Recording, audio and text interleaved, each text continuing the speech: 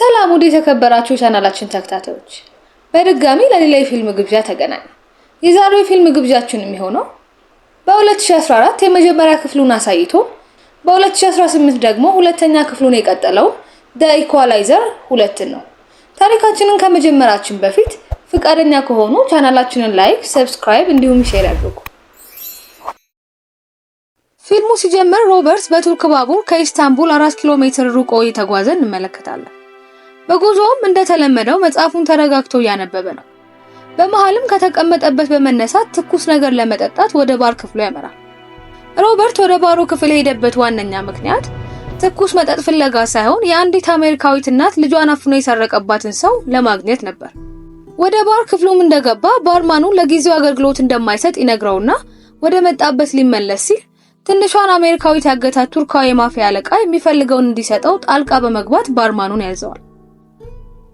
ሮበርትም አመስግኖ ከመቀመጡ የማፊያው አለቃ አጠገቡ መጥቶ በመቀመጥ ጨዋታ ይጀምራል።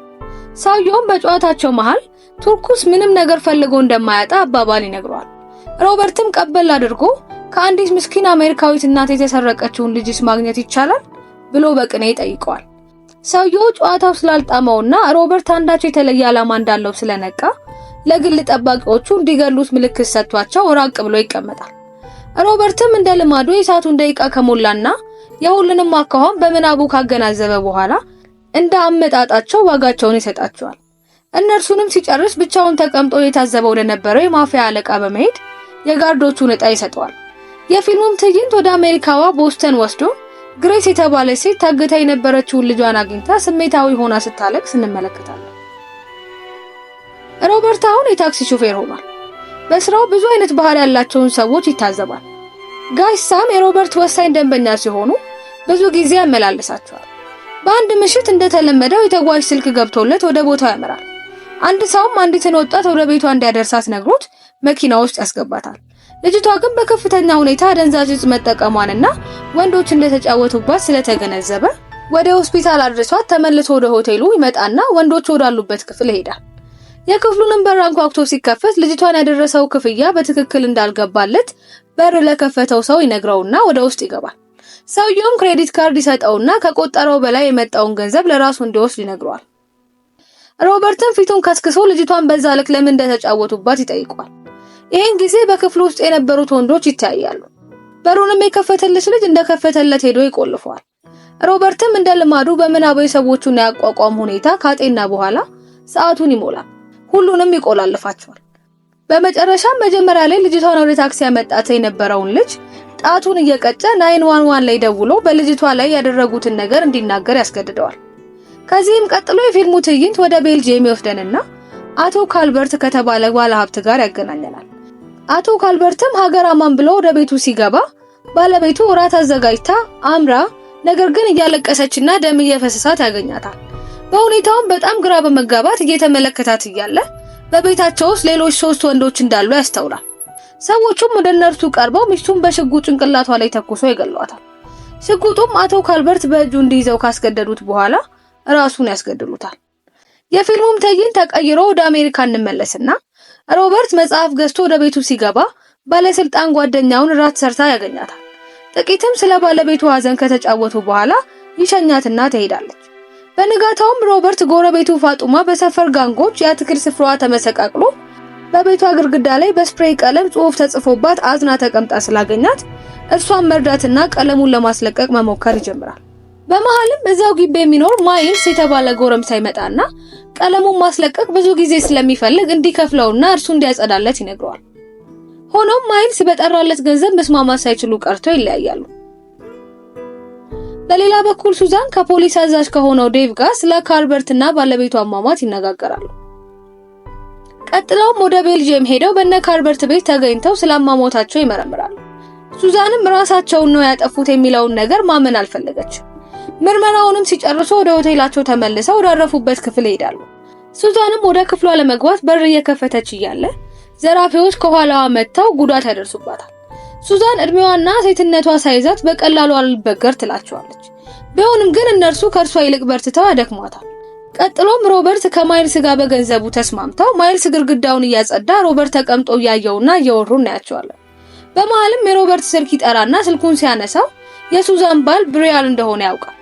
ብሪያልም በተሰበረ ድምጽ ሱዛን እንደተገደለች ይነግረዋል። ሮበርትም በደመ ነፍስ ከተቀመጠበት ተነስቶ በቀጥታ ወደ ዋሽንግተን ዲሲ ሄድና በኢትዮጵያውያን አጠራር ለቅሶ ይደርሳል። ከዚያም ቀጥሎ አድምቶ ሱዛን የሞተችበትን ሁኔታና ገዳዮቹ ማን እንደሆኑ ማጣራት ይጀምራል።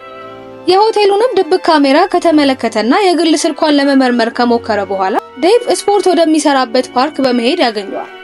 በጊዜውም የተፈጠረውን ነገር ከዴቭ ካዳመጠ በኋላ እርስ በርሳቸው ተጽናንተው ይለያያሉ።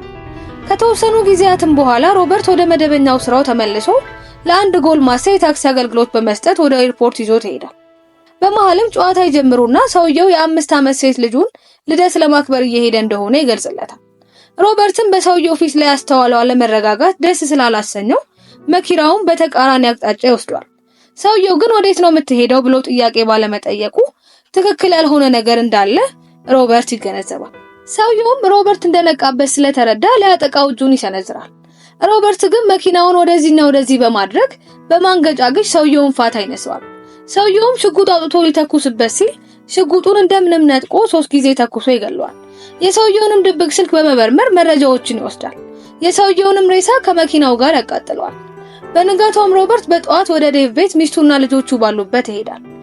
የዴቭንም ቤተሰብ ከተዋወቀ በኋላ ከዴቭ ጋር ለብቻቸው መነጋገር ይጀምራሉ።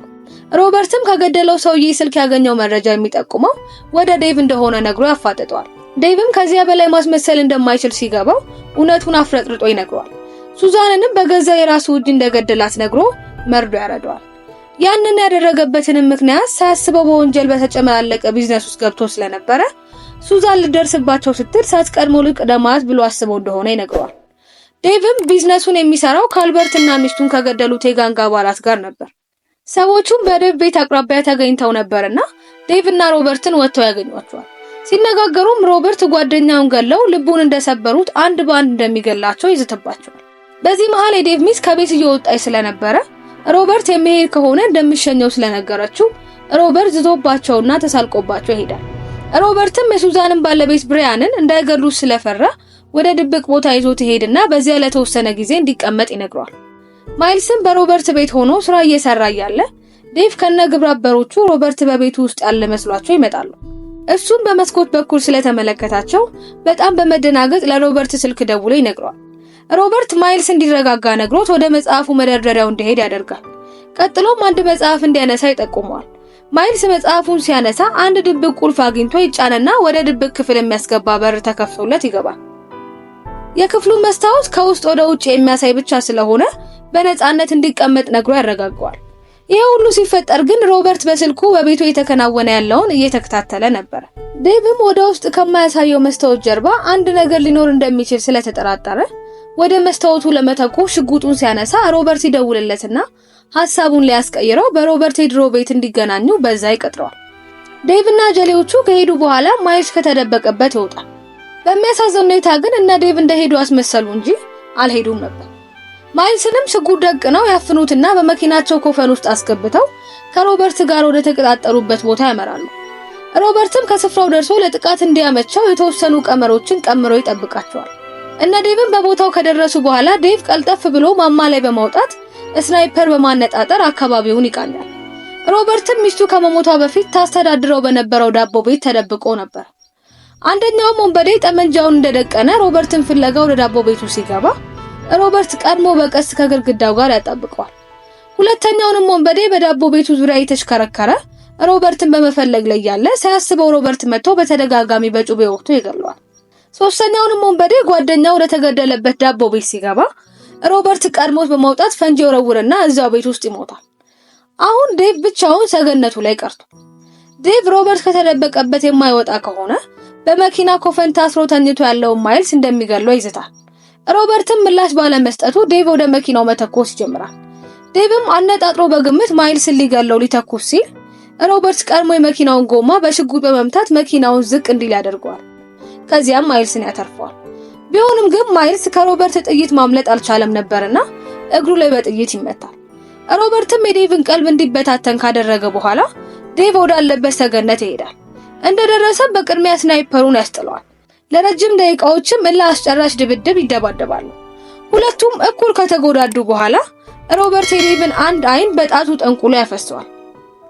ቀጥሎም በራሱ ጩቤ በተደጋጋሚ ወቅቶ ከሰገነቱ ላይ ይፈጠፍጠዋል። ዴቭም ላይመለስ ከዚህ ዓለም ይሰናበታል።